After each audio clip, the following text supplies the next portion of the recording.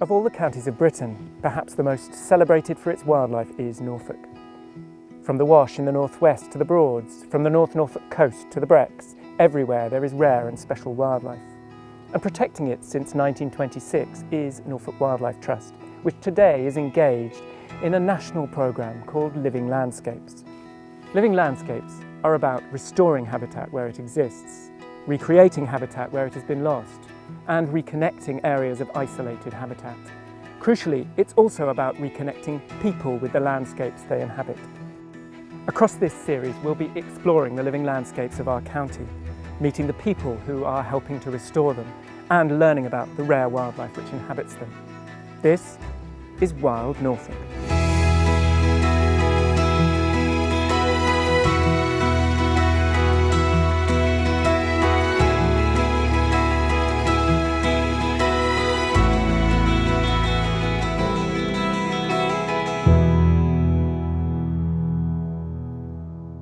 Stretching south from Swaffham, there is a landscape of late Cretaceous chalk which is overlain by Ice Age sands.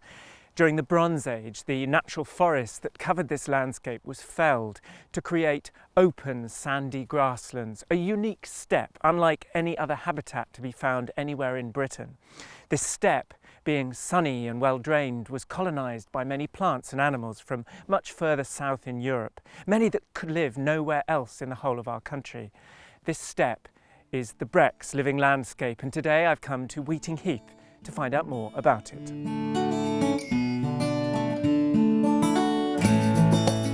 Being unique in the UK, this vast steppe grassland with dunes of blown sand was colonised by many species unable to live elsewhere. These included rare plants like Breckland thyme, Breckland speedwell, perennial and annual knoll, and the lovely spiked speedwell, and also rare birds, including nightjars, woodlarks, and the stone curlew. Among the most iconic birds to inhabit Breckland was the Great Bustard. This turkey-sized bird is a specialist in dry steppes and is now found in southern Spain and in the east of Europe. It was never common in Breckland, and sadly it was gradually hunted to extinction here in the 18th and 19th century. The only Great Bustards which can be seen in East Anglia today are stuffed birds in glass cases. Each one is of known provenance. We know who shot it and when, a tragic reminder of how damaging humans can be. But an encouragement to Norfolk Wildlife Trust, custodian of the Brecks living landscape, never to allow another species to disappear from Norfolk.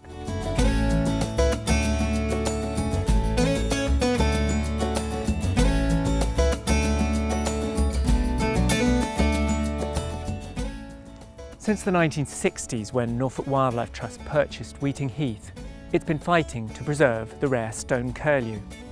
At the time, this extraordinary bird was almost extinct in the UK. Happily today, thanks to a partnership of landowners and nature conservation organisations, there are around 350 pairs of the bird in Britain each year.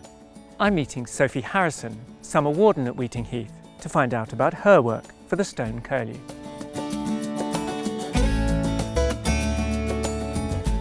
So Sophie, as warden of this beautiful Breck grassland, how do you manage the site? Well, we start really importantly with grazing. We bring in our Hebridean blackface sheep.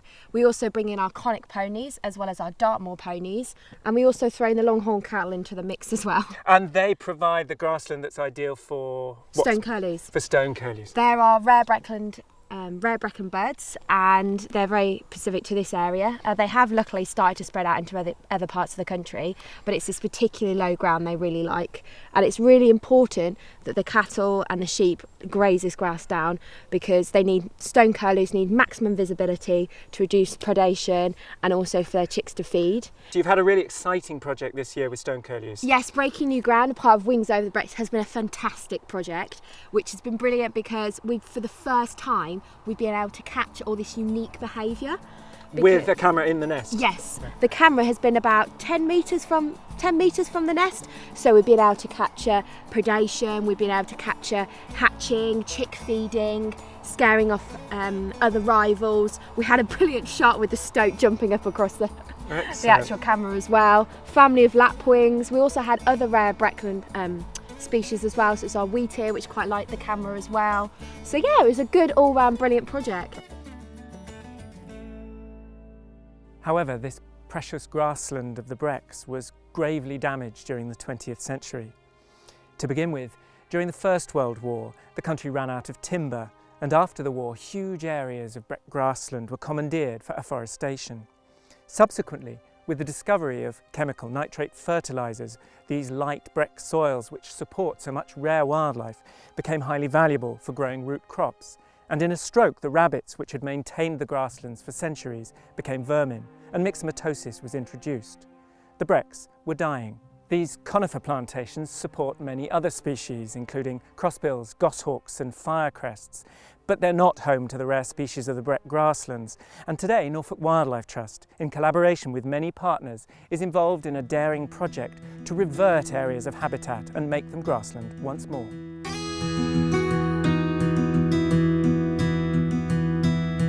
So this site was a forestry site up until 1999, at which point it would have been felled, and the stumps would have been removed from the site and scraped. The top surface layer was scraped off it, which left a nutrient poor surface for plant species to early successional plant species to colonise. The grazing here is managed primarily by Dartmoor ponies. We've got a herd of 11 that are resident on site, and they do a fantastic job. But they also are backed up with a rabbit population which is ever increasing on the site, which is absolutely intrinsic to the management of the Brecks. The project's been managed by a partnership between Norfolk Wildlife Trust, the Forestry Commission, and funded through high-level stewardship scheme agreements with Natural England. We've also sought funding from external funders and worked with partners like Plant Life and Butterfly Conservation to achieve a varied suite of goals. We're also just coming towards working with Breaking New Ground, which is looking at disturbing areas of grassland and recreating that virgin habitat within the Brecks.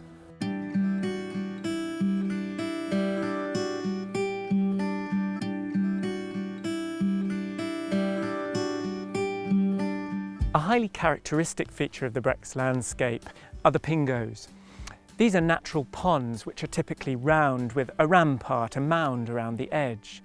They were formed during the last glaciation of the Ice Age, the Devonian glaciation. At this time, the springs which arise from the chalk underlying the ground here were frozen in the permafrost. Ice being bigger than water, the topsoil was pushed off the lens of ice beneath it to form the rampart around the edge.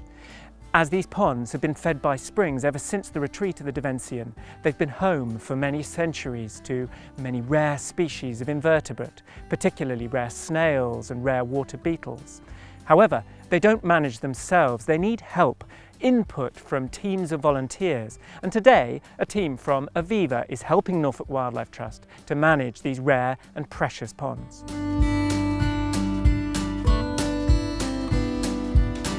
Here at Thompson Common we have 300 Pingos scattered across the common, all varying in size and shape, all with different kinds of vegetation and different kinds of animals associated with them.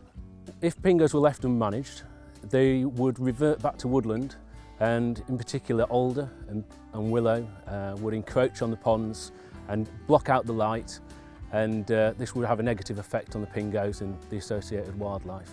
So today we've got a corporate volunteer group from Aviva. We've got 11 people out today, and they do a great deal of work out on the common. As you can see, they're working behind us, clearing willow and alder out of the Pingos. Really valuable conservation work. And most of the volunteers that come out are usually office-based, so they really enjoy coming out, spending the day out on a nature reserve. Even though it's quite hard work, they get a real sense of achievement from it. And they like to look back across the day and see what they've done and can see they've made a real difference on the common. Living landscapes are as much about people as they are about wildlife. To get involved in your own living landscape wherever you are in Norfolk, find out more by visiting the Norfolk Wildlife Trust website.